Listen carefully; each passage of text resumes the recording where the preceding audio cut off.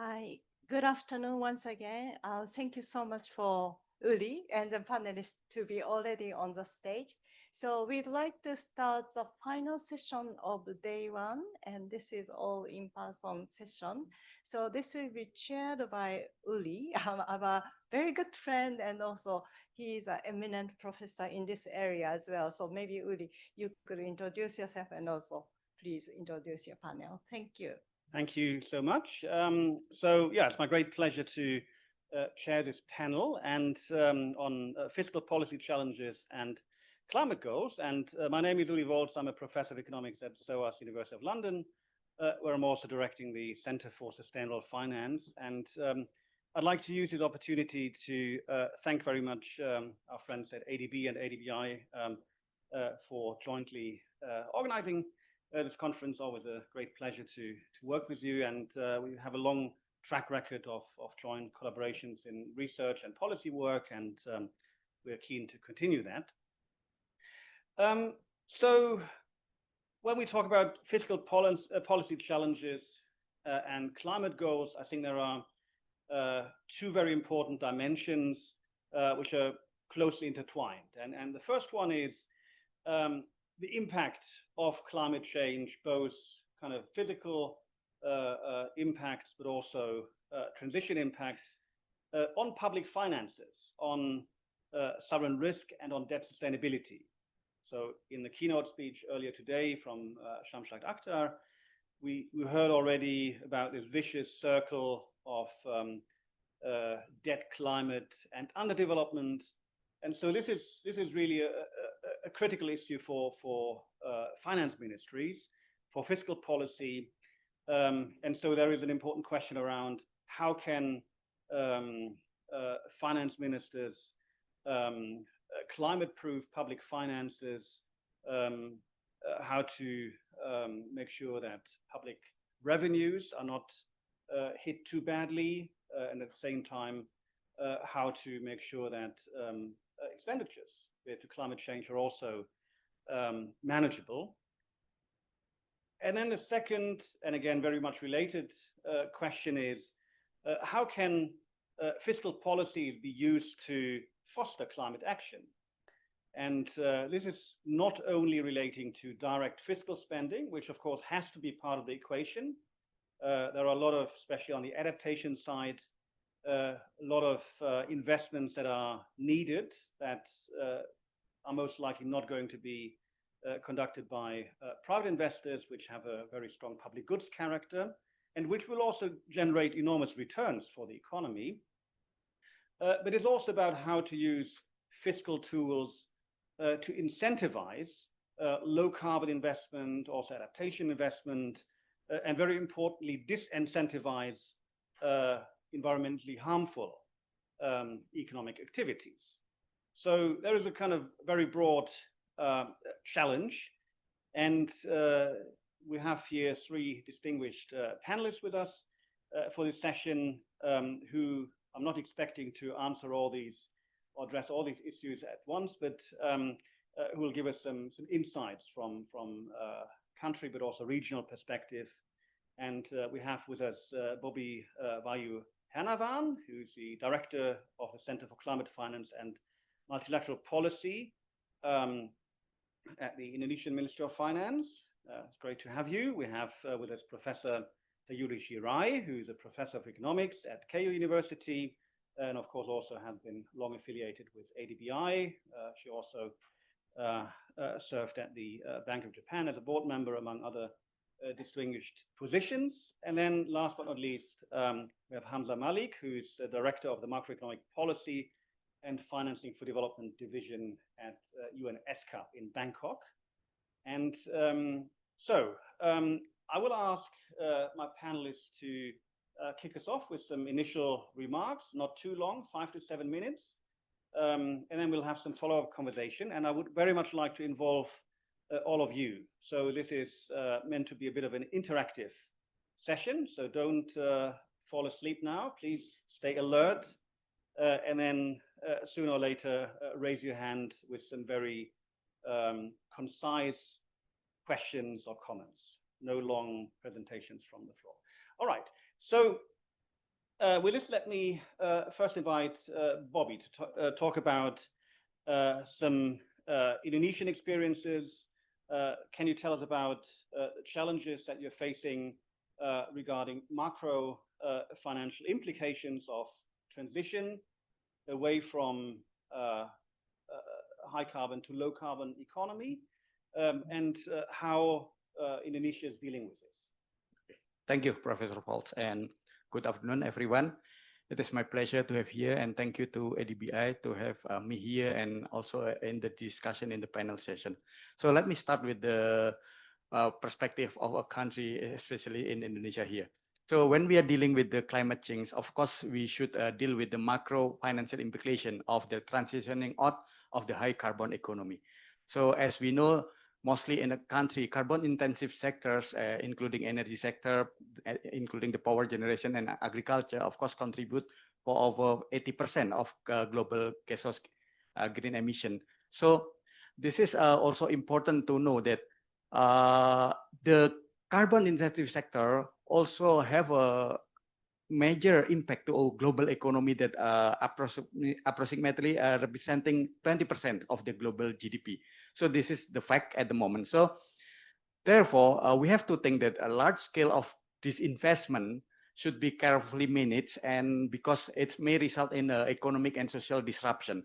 So the idea of a just transition is very important, so it's not disrupt our social economic, as well as we know, a lot of financial players also have a significant exposure in this what we call cold carbon economy. So to avoid the unexpected consequences of a large scale of disinvestment of a countries, we have to have what we call managed phase out. So we have to ensure a just and affordable transition. The concept of just and affordable or just transition is to ensure that no one left behind. So while we also preserve the environmental integrity. In this case, to minimize the disruption, I think the mitigation and also investment is quite critical. And this emerging consensus to apply just transition, it's underscores in the international fora such as Paris Agreement, G20 leaders, and so on. So we need to ensure that just transition promotes sustainable development. The next one would be, in this case, what are the roles of fiscal policies, especially in Indonesia, to tackle the climate issues? Of course, first, we committed to climate change through our enhanced NDC. This year, we will submit our second NDC. So that's our international commitment. And then the next one, as we're dealing with our public fund or state budget, we have to try how to transform our state budget more greener by utilizing what we have as a public custody of the fund. So we have to support the climate-related project. And in this case, in Indonesia, we do have some incentive. So we can deal in when we talk about the state budget, we can deal the structure from the revenue side, expenditure side, financing side, as well as innovative ideas, how to convey, how to push further the investment in the renewable energy. Later on, we will discuss in detail about that one. And the last one, before I end this initial statement, in Indonesia, we do have the carbon pricing policy at the moment. So we already opened our carbon exchange market, both for domestic and the international, as well as now we are still progressing in the carbon tax. This is the one that said by Din Bambang, because carbon tax involve a lot of aspiration, both from the political as well as business players. So this is the one that currently happened in Indonesia. And the last one, Indonesia also established what we call innovative vehicles, how to push further about the energy sector, especially in the ETM, energy transition mechanism. So we do have what we call ETM country platform Indonesia. I will stop here, and next we will have a discussion. Thank you so much, Boby. Sayuri, let me turn to you, and let's hear about your experiences. You've been working a lot on green transitions, and what are the challenges and instruments? Yes. So today we had a lot of discussion about ETS as opposed to carbon tax, right? And Indonesia is going to introduce carbon tax. I think a carbon tax is better like think about the Singapore case, they show this projected increase in carbon tax. So it's very clear, so company can prepare for it. There's a very clear price signal. However, when I look at many countries, including Japan, many countries prefer ETS simply because once the politicians start to say carbon tax, nobody will accept it. So ETS, it kind of give an impression to people, it's more voluntary, and prices are quite fluctuating, so it's more flexible. But carbon tax, it's very clear. So in terms of price signal, it's very good, but it's not publicly accepted. So in the case of Japan, we have a carbon tax, but as I said before, only $2. Okay, and then there is no chance to increase this. So that's why government is going to introduce a sort of compulsory based ETS next year. But the question is, what will be their floor price and ceiling price? It's very likely to be very low because companies do not want to pay for the cost. So in terms of ETS, it's more acceptable. But when I look at China or Korea, the price is around $10, right? So it's very fluctuating. So I don't know to what extent ETS can contribute to reducing GHG emission. My second point is that we talked about climate budgeting, environmental budgeting, but to be honest, I think there is no clear definition as to what constitutes climate budget, for example.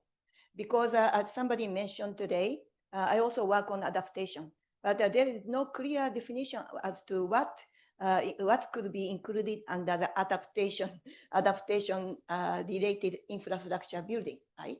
For example, according to what I know, suppose there is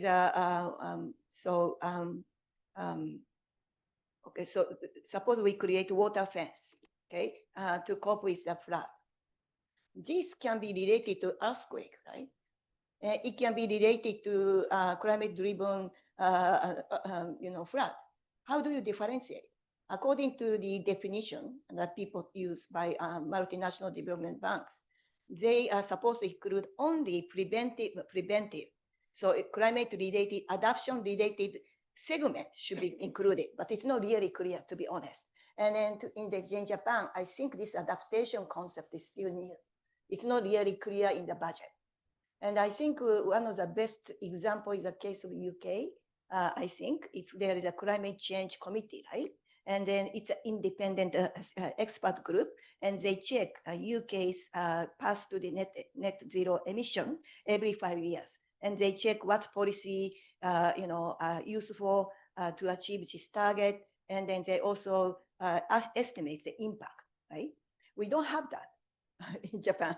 And so, what's included in the climate is not clear. So, and also each ministry will define what it means, according to their definitions. So interministerial coordination is very limited. So I think some countries have a similar approach, maybe Korea and Philippines, but maybe not to the full extent of UK. So we need to talk about what carbon budgeting means. Finally, one more issue. So since 2022, the Japanese government introduced subsidy to the electricity and gasoline. Still is. Because we have a super cheap Japanese yen, so we have very high import prices. Everything's so expensive, electricity, food, and so on. The public is very, very uncomfortable with current prices. So people like to have more subsidy. That's why government have to continue. And probably within next year, government is going to get rid of provisional gasoline taxes. Okay, and then nobody opposes it. Okay, so but the implication to the emission reduction may be big, right? But there is no public support. So how to deal with this issue in terms of fiscal policy is very challenging. Yeah, thank you so much. You're adding very much to not only the difficulties of kind of deciding the right technical design of policies, but also the actual implementation. And that's one of the big challenges, we spoke about climate awareness earlier on. Climate awareness has been rising, I mean, out of necessity, because everyone's feeling that the climate is changing, but the willingness to pay a higher price or so is not necessarily there, at least not among most people, and that's because most people can't afford it. Hamza, let me turn to you. You've been working a lot across the region with finance ministries or central banks. Give us your take on where we are. Thanks. Thanks, first of all, for inviting me, having me here. First time here in the ADBI, here many times before. And thanks to ADBI colleagues for hosting here.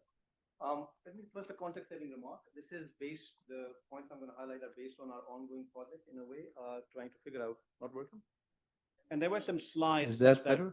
One slide only. One slide that Hamza wanted to show you. That could be. Yeah. That's just promotion of our publication, nothing else. So I'll refer to the publications for details tables rather than showing them over here. That's all. So this is a project we are trying to figure out what we call macroeconomic climate change nexus.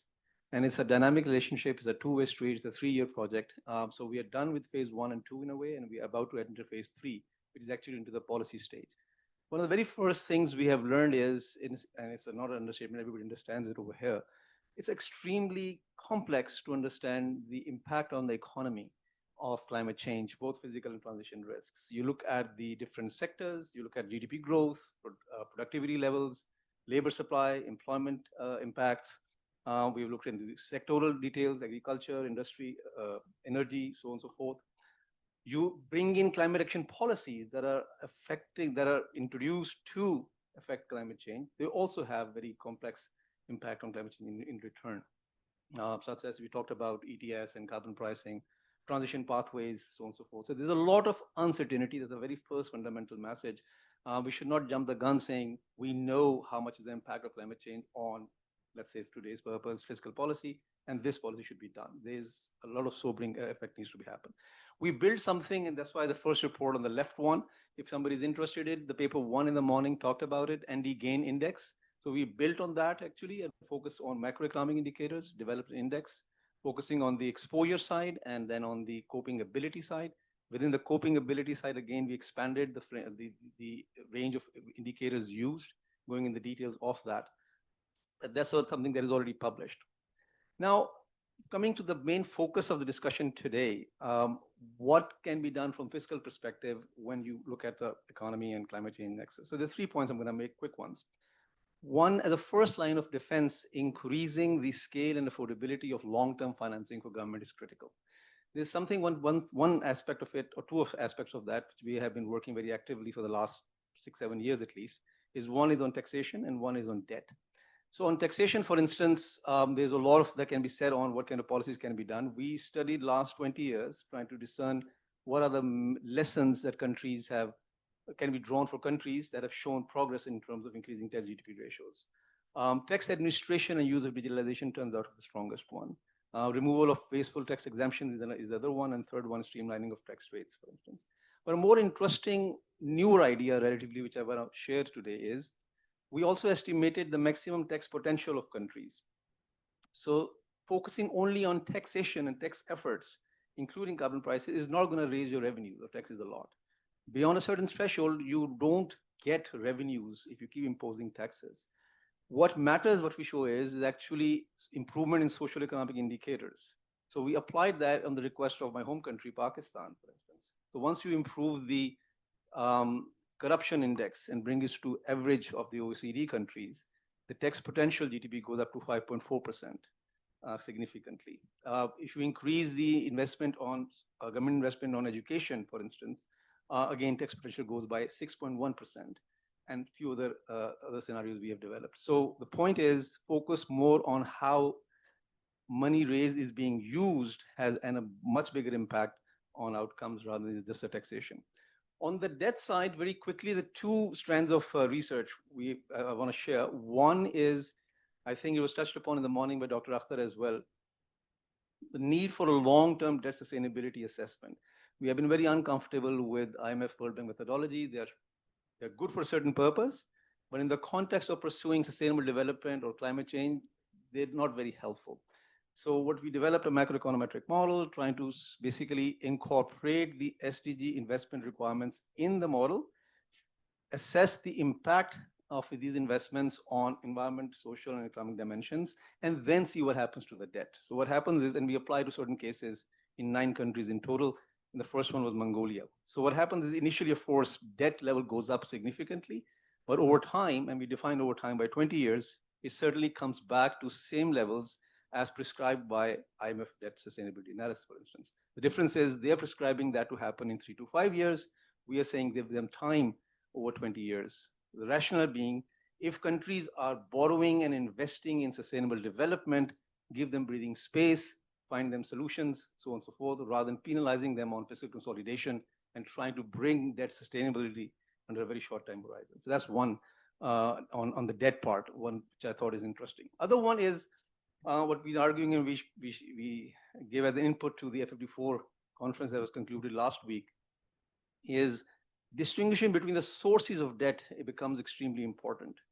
So that at times is lost. It's not really taken care of in terms of advice. So one angle we highlight, the climate financing needs and SDG investment needs are so enormous for developing countries, they can't meet it on their own. So if you expect them to borrow, these kind of investments don't give any economic returns. So it's only going to create debt to distress over time. So point being, ex ante debt transfers are better, ex ante development transfers are better than ex post debt restructuring. That's the fundamental message we have been saying. So it's a development crisis, not just a debt crisis. So pay more attention to addressing countries' development needs up front.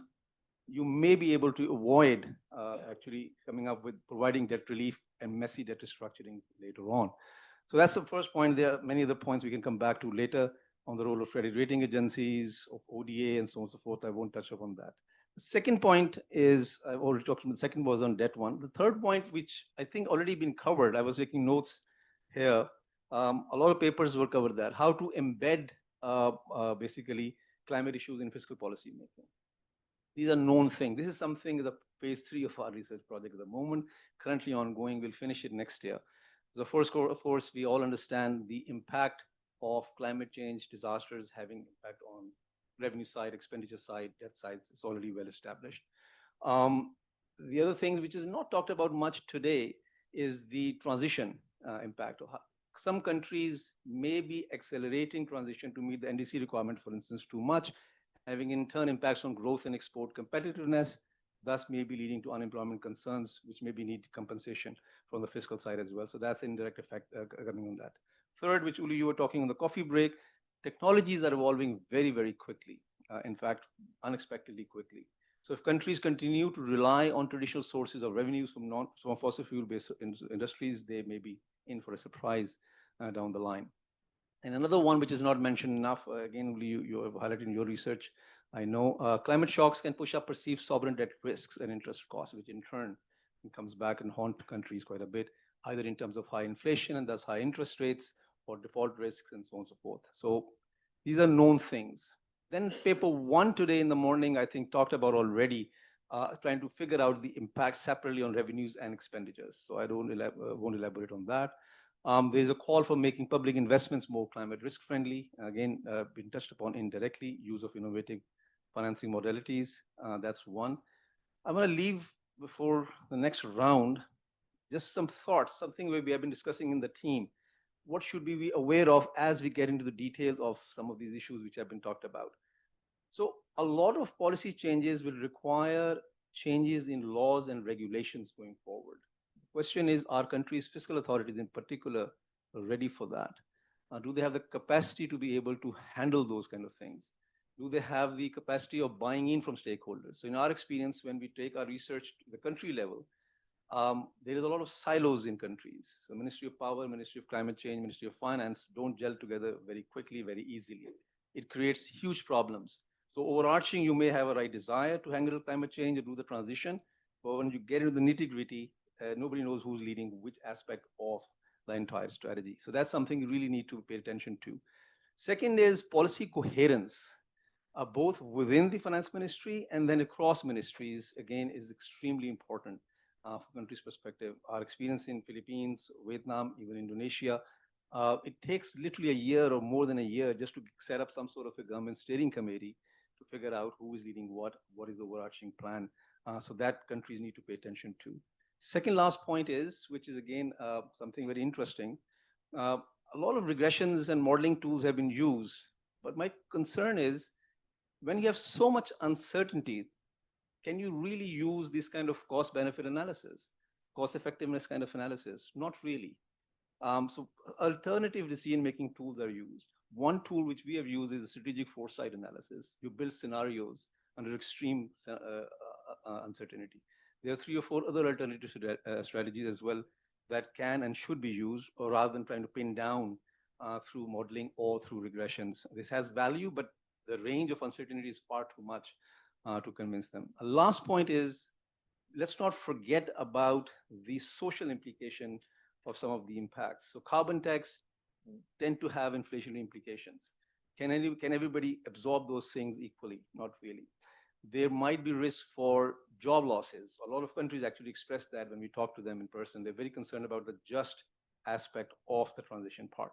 So the second report that I'm, the right-hand one, actually, we have a whole chapter on the energy sector and what concerns can be there. So let me stop here, but there's some details I can fill in if there are follow-up observations and questions. Thank you so much, Hamza. So this was a very rich round of first interventions. I'd like to pick up on the point you ended with. So the just transition challenge. That was something that Boby also highlighted. And he said it has to be a just and affordable transition.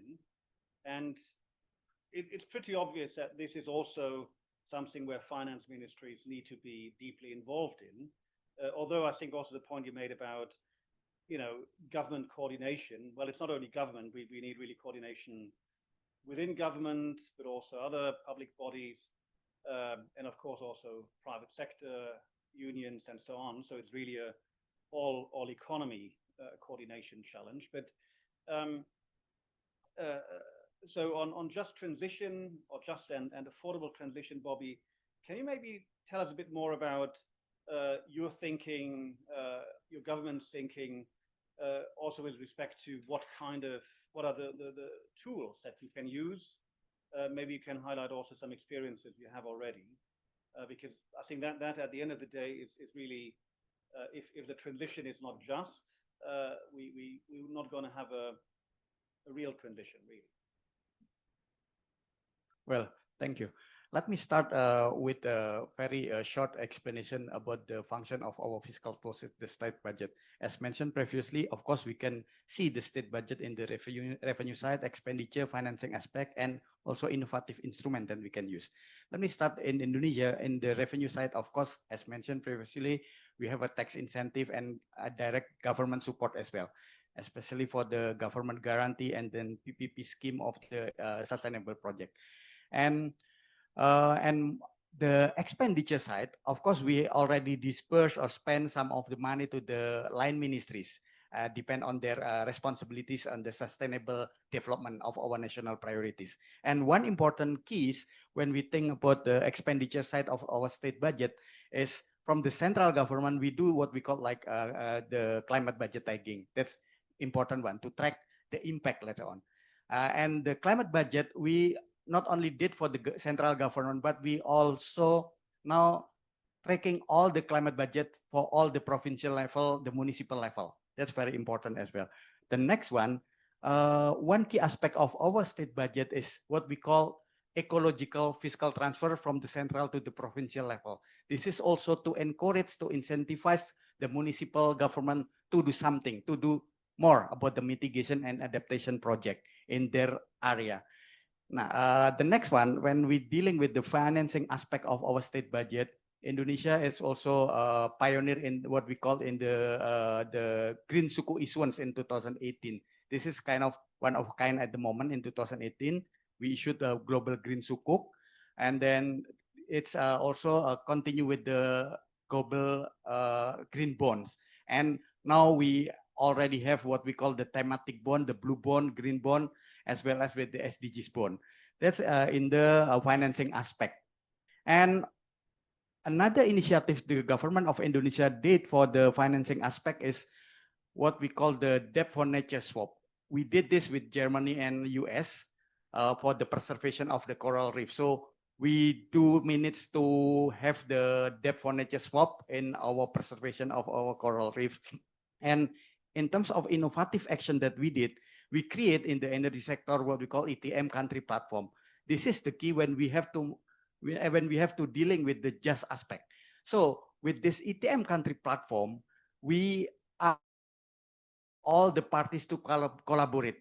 The global one, global means the developed countries, the MDBs, the development bank, as well as philanthropies globally. The national part, we do have our what we call a special mission vehicle, PTSMI, that also chip in the fund into the platform. So it's collaborative effort to dealing with the just transition.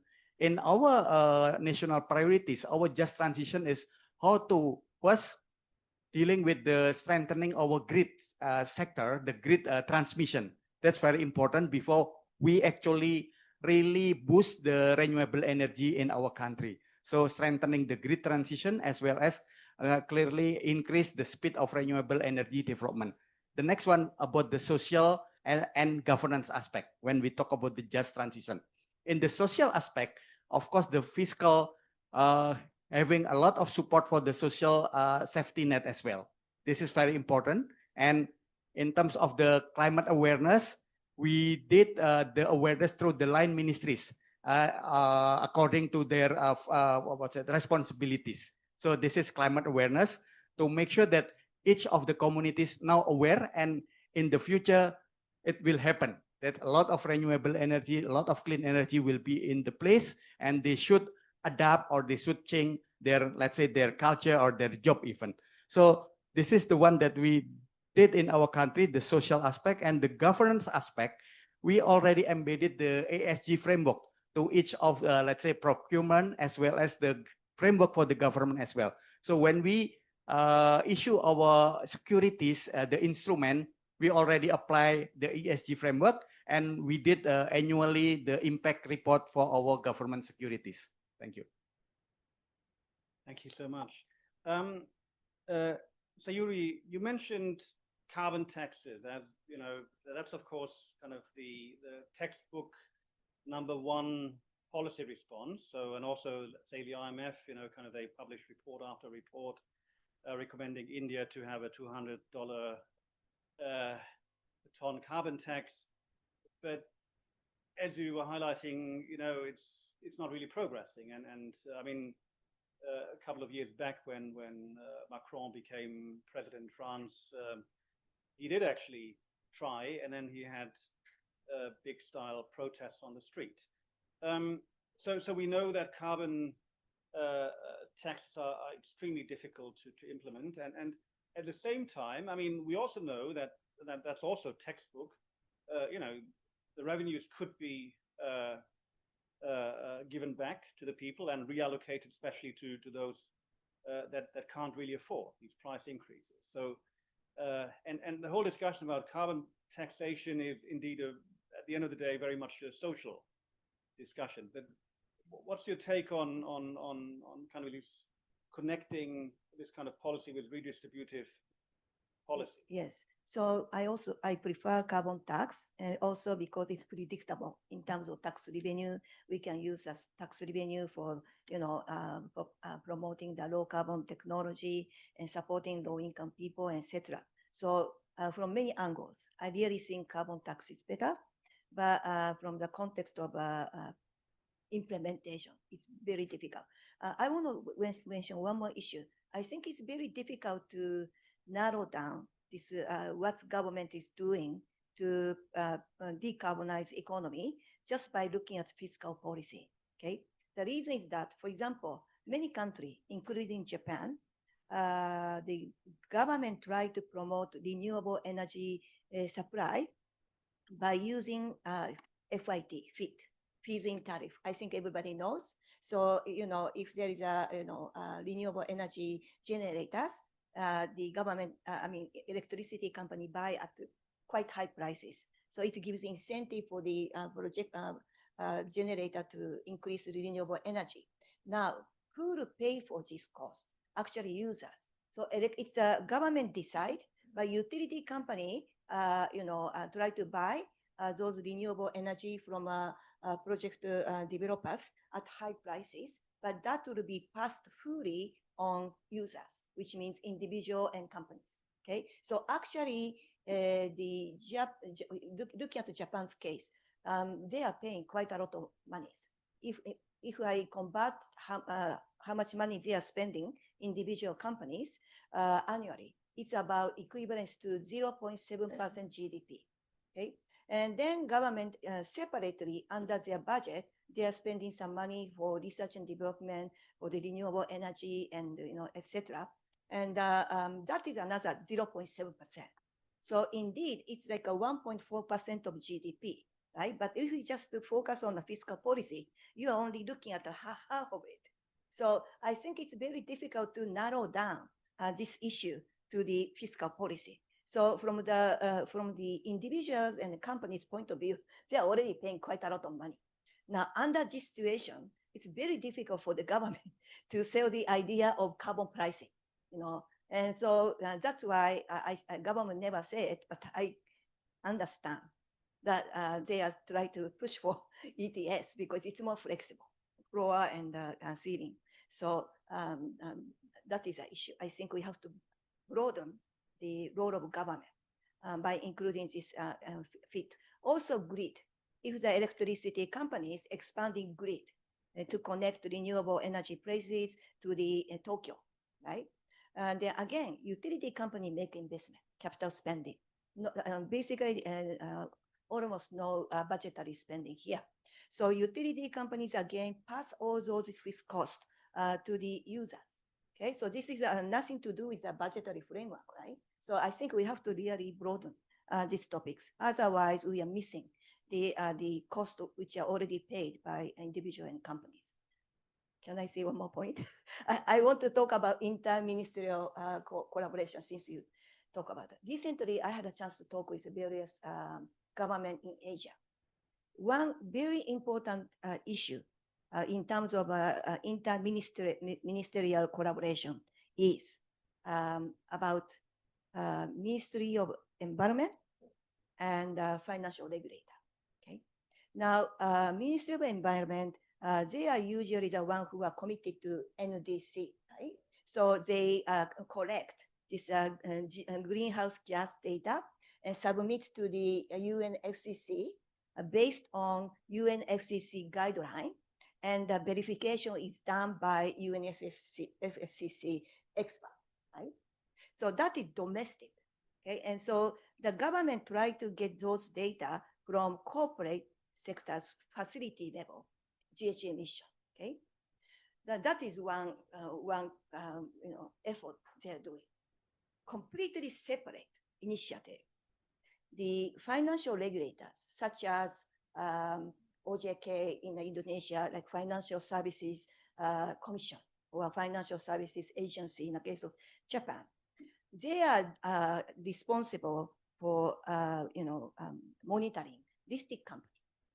They try to adapt what we call global climate-related disclosure, ISSP, basically to promote capital market, climate-related capital market. So this international sustainability disclosure, standard is becoming globally accepted. Except EU, they have a different CSDS disclosure.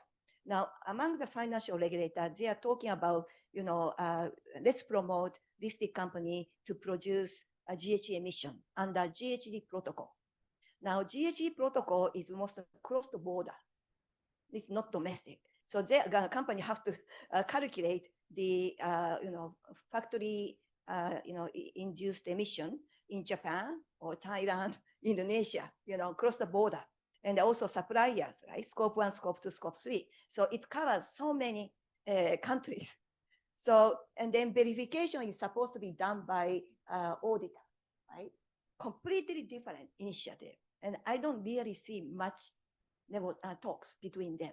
I think this is potentially very, very important collaboration. Some kind of cooperation have to be done. Otherwise, it may be too much burden for the companies, and also maybe a lot of duplication across the minister. I think fully agree. That's a really important point. I mean, Hamza made a similar point before, and I think it's also important that we really not talk just about silos, because we need clearly fiscal policies, financial sector policies, but also industrial policies, social policy, research policy, and so on, and all of that should be really coordinated, and often it's not. Hamza, I would like to get back to you, and then I will open up. So please have your questions, comments ready, and join the discussion. Before Hamza, so you know, we've been discussing a lot about the challenges for, you know, the macroeconomic, the fiscal, financial challenges, and I've done my fair share of kind of highlighting all kinds of problems that make life difficult for countries and governments. But shouldn't we also talk a bit more about the opportunities? Because, I mean, from a developmental perspective, you know, kind of basically for climate action, both on the adaptation mitigation side, we really need a big push of investment. And that investment can also generate a lot of return, ideally kind of sustainable long-term growth if we invest wisely. My colleague Harald over there, he recently published a study showing enormous returns, for example, on adaptation investment. And so you've mentioned, of course, the high cost of funding, you know, kind of all the fiscal challenges, but don't we also need a kind of more positive narrative in a way to really encourage more action? Because right now it's always kind of a negative discussion, you know, kind of, oh, we need to do this or need to do that, and otherwise it's going to be even worse. Could you maybe, sorry, difficult question. It's a difficult one. Yeah, it's a game of narrative, actually. To me, it's critically important. I mean, that's what, in many ways, UN is promoting as a whole. And I think many of us are trying to do the same thing. So if we zoom out a little bit, why we are talking about macroeconomists or fiscal policy makers about climate change. That's new, right? So we believe in this overall narrative of transition and story. We see opportunities as macroeconomists. If we go in this direction, the overarching well-being of society is better. So what I mean by what UN promoting is, and at least what I try to do in my capacity in SCAP, is what I call think beyond GDP. It's not the end of all of your policy focus should be. This is one example of that. How do you convince there are opportunities to go in that direction? That is not easy. We are not there yet in my assessment. The narrative needs to be much more clear and stronger. More specifically, a lot of fiscal policy makers, finance ministry officials, are still in developing countries, in my experience, are not convinced about this narrative yet. They're on the fence. You hear arguments like, oh, I did not create this climate change mess. Why should I be asked to change my course? Or they point towards advanced countries and saying, well, it was your turn. You really made a mess of the whole global climate change. And now you're asking us to pitch in mitigation and other efforts, right? So they think, I want to grow because I have to create jobs. I have to lower poverty. Their concerns in many ways are still a little more traditional, while many of us want to convince them, look, it's not an and or story anymore. There are opportunities that you can be there. So that case has to be made much more clearly. That narrative has to come very clearly in a way that there is a win-win situation. Win-win situation means you can have sustained growth, maybe not initially, but over time, which can lead to employment and other things, and do that in a much cleaner manner. It's a similar, different conversation, but I mean, similar thing. Can you have growth which has much less impact of inequalities, for instance?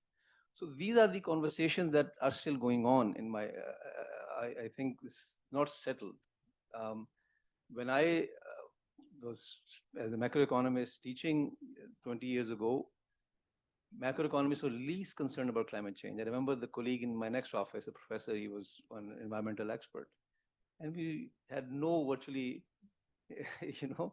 inclination to talk to each other. His field was totally different, seemed totally beyond me. I mean, a central banker for 8 years. I don't even recall any much discussion on climate change.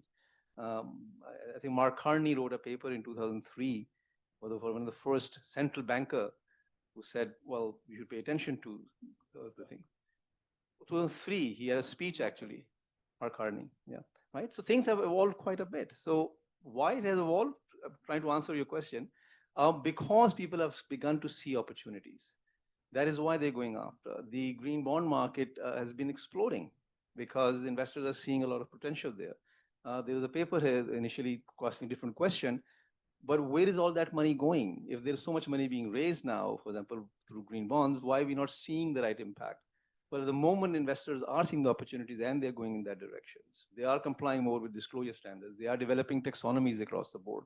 It's a significant effort among countries. So by and large, they are buying the narrative. They're seeing opportunities in that. But I think job is not done as a whole. Adaptation is something developing countries probably need more, investment resilience more than litigation in some sense. But again, it's on the fence. I'm not sure I answered the question or not, but I'm simply sharing a little bit of experience when we interact with government officials, ministers, the kind of comments, the kind of feedback they tend to give on the issues when we are highlighting these things. We're a bit concerned, and our job is to say, look, there are incentives on that. Technology is making it easy to do the transition, is making it cheaper to do the transition. You can do debt assessment in a manner that allows you to incorporate these or invest in these opportunities so that you can manage those things. So efforts are there, but it's still a process. Yeah, thank you. No, I think you did a good job. And just on the, you mentioned the energy transition, and I mean, this is one of the exciting and I would say positive things more recently, and your home country, Pakistan, it's incredible how rapidly now we've seen a pickup of renewable energy in Pakistan, and it's not because of generous fiscal subsidies or whatever by the Pakistan government, because the Pakistan government doesn't have anything they can support this transition with right now. But it's simply because of very rapid technological change and basically large-scale production in China and prices having come down so dramatically. And the good thing is that prices will continue to fall. And we see the same with battery storage. Over the last 2 decades, price of batteries have fallen by 95%. And again, they're going to fall further. And we are now seeing a wave of cheap Chinese electrical vehicles, which are actually pretty decent, most of them, kind of flood the world markets, at least those countries that let them in. So, I think that and all that basically means costs are going to come down. And so that's going to be a very strong economic imperative. And so in that sense, I think there's also some hope. And I've been among the doom mongers myself, telling governments about all the terrible things about fiscal impacts and so on. But I'd like to open up now. I hope there are some questions, comments from the floor. I see the first hand. We're going to collect a few questions, and then whoever wants to answer will answer. Yeah, I just would like to add a few things, like maybe there's a different perspective from microeconomist. For instance, right now, the discussion, when the choice between the tax and ETS, my impression is macroeconomists tend to prefer tax, but the theoretical work shows clearly that the impact of tax is much more higher on the farm performances compared to ETS. And that's why microeconomists prefer ETS over tax. And of course, I understand ETS, lots of issues, like, for example, how do we go about initial allocation? How do we set the floor price or price ceiling? But in addition to that, one of the argument why tax is preferred over ETS, I understand, is the lack of price signaling in ETS. But one of the issues that ETS has developed over is recognizing this issue, the price signaling issue. So the floor pricing and price ceiling is basically developed to tackle that issue. So I would still like to understand, like, maybe there's something that I don't understand why tax is preferred over ETS. I just would like to know more about this. Thank you. Who else has a question?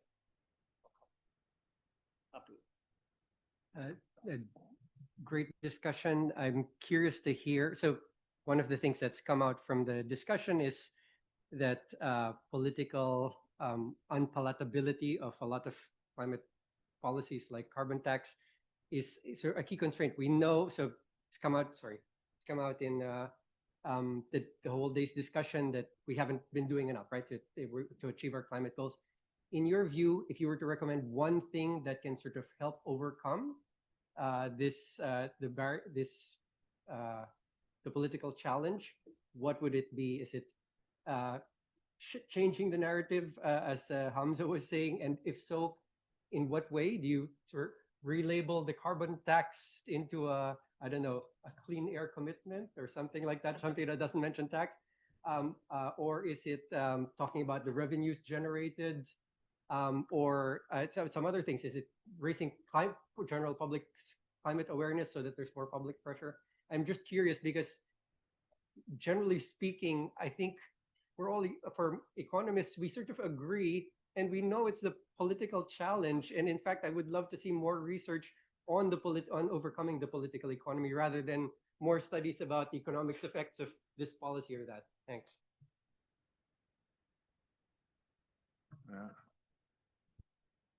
Quick practical question for Sayuri. You mentioned a very strong preference for carbon tax, right, over ETS.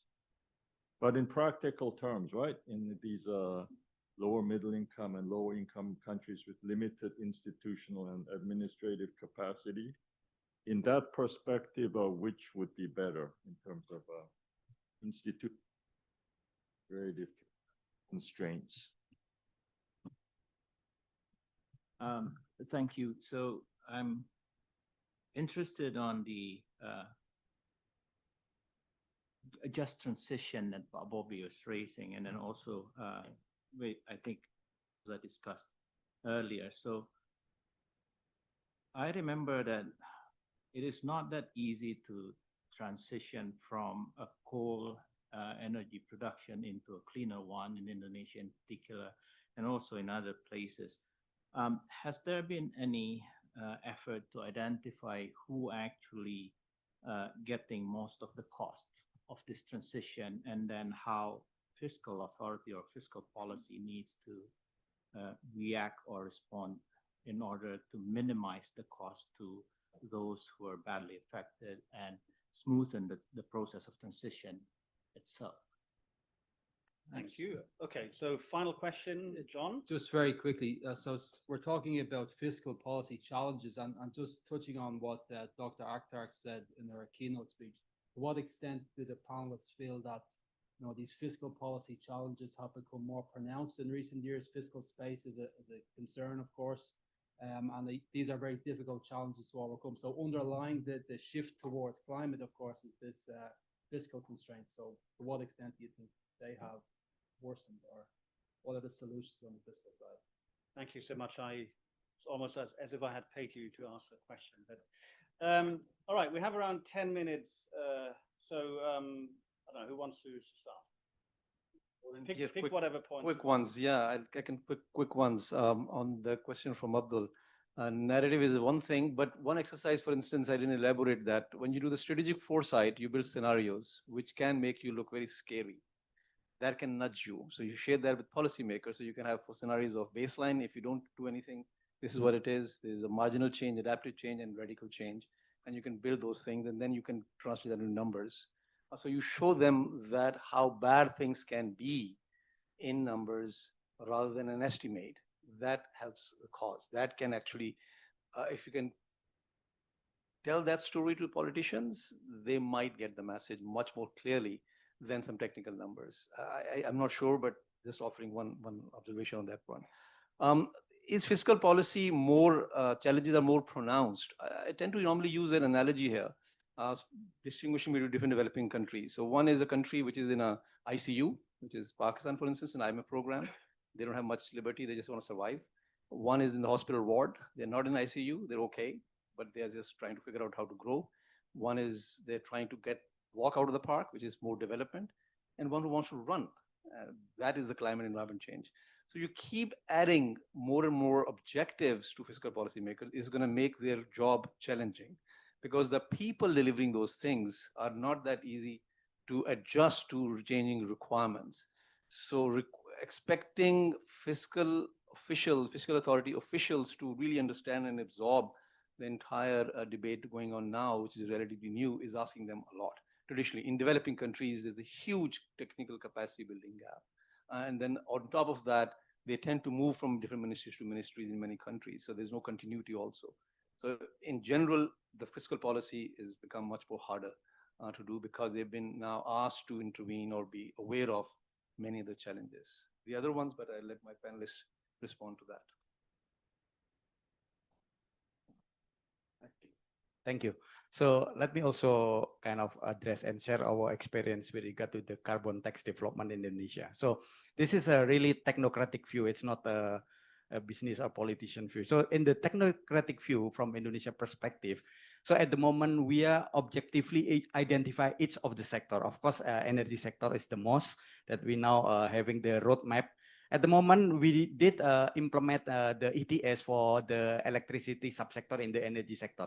That's the only subsector that we have for ETS at the moment. Now, our national priorities is each of the line ministries, this is also involved the coordination. So each of the line ministry has to identify their sectoral in terms of the carbon pricing policy, each of the sectoral within their jurisdiction. After that, after the identification and the, let's say, talking about the carbon carbon pricing policy in their roadmap, we will then integrate it into one single roadmap, the national roadmap for our carbon pricing strategy, including the trading and non-trading one. At the moment, we already applied the carbon pricing in terms of trading and result-based payment. But for the non-trading, the carbon tax, it's still under progress of identify each of the sector, or we call it, we still progressing with the roadmap for carbon tax in Indonesia. This is the objective and technocratic view of the carbon tax in Indonesia. The next one, when we are talking about the just transition, we somehow in the field mentioning about the just and affordable, because we are talking about transitioning from, let's say, the coal-fired power plant into the renewable energy. This is because the question would be who actually bear the cost. This is the real case in Indonesia. At the moment, we are trying to manage what we call coal phase out. But the perspective of the public, when we are trying to retire early of our coal-fired power plant, that's the public money. So we might incur the public state loss in the future because we shorten the life of the coal-fired plant. Even though we already structured this kind of financing, including the MDBs, philanthropies, as well as the government support and private sector to structure this, still the government have to do with the, what we call the perception of the state loss in the future, because we're shortening the coal-fired power plant that now the cheapest one with the renewable energy, and unfortunately they perceive still very expensive in Indonesia, even though now the technology is getting cheaper and cheaper. So in this case, the key is just and affordable collaborative effort, as well as the what we call concessional financing. This is the one that at the moment we are keep progressing, although still maybe need sometimes, but now the focus would be most on the side of pushing the renewable energy development. That's the current approach in Indonesia. Thank you. So maybe just so we have an online question from Andrew Coleman, and maybe you also want to address that. So, hello, I find the political economy arguments in favor of an ETS over tax somewhat compelling. I'm curious though, whether any one can point me to literature that asks whether the Weizmann criteria on the relative cost of benefits of taxes versus ETS favors one option for poorer emerging countries and another one for wealthy countries. So I think in terms of administrative easiness, the carbon tax is much easier. It's very clear, right? So for developing countries, I still think carbon tax is much clearer and pricing signal is very clear. Of course, under the ETS, we can introduce floor and ceiling, but what is the range? If the range is very big and then it's volatile, then it doesn't give a lot of a clear pricing signal.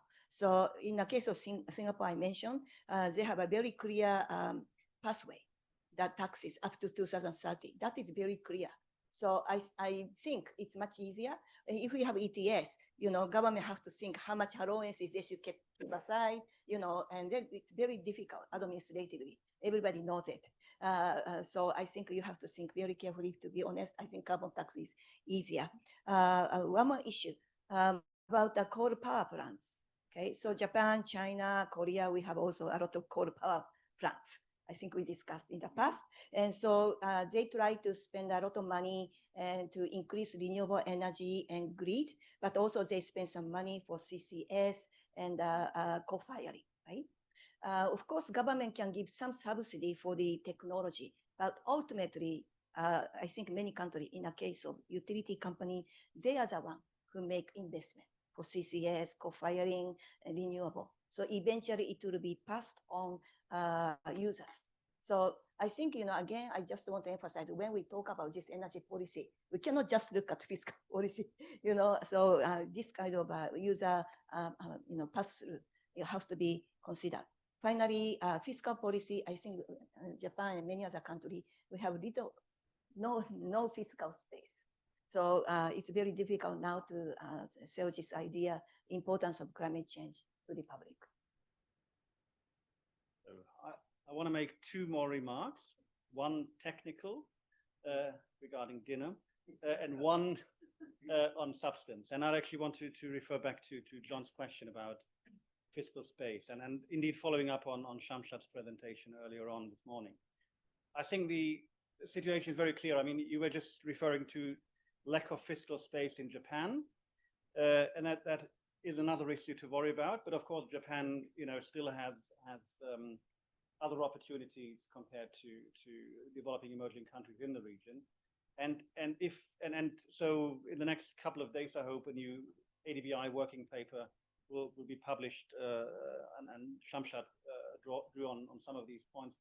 But we basically show that a lot of countries across this region are really already defaulting on development and climate because of lack of fiscal space. And so there certainly are a lot of things that countries can do and must do domestically, and certainly also when it comes to fiscal policy, public debt management, and so on. So there's a lot of responsibility for countries themselves. But I think it's also clear that there is really a growing number of countries that will need some kind of debt relief. And that's something that most policymakers don't really want to talk about because it's, not a popular topic, but I think it's a topic that we really need to discuss much more openly about, because if not, effectively we'll have, Agenda 2030 failing, and also countries failing badly on the climate agenda. And this effectively means that they will be trapped in this vicious circle that Shamshad laid out this morning. So I think the challenges are really enormous. I mean, I was trying to get some positives out before, but again, if we can connect debt relief with kind of reforms that can really move countries ahead, then I think there's also a great growth story and development story that can be told. But yeah, it's a difficult topic that we're not going to resolve now. But the good news is that we still have the dinner where we can kind of develop solutions to all open problems. And so we're going to close now, almost on time. Thank you so much for wonderful panelists. Also, thanks everyone for great discussions today. And yeah, we're going to have another great day tomorrow. Thank you so much.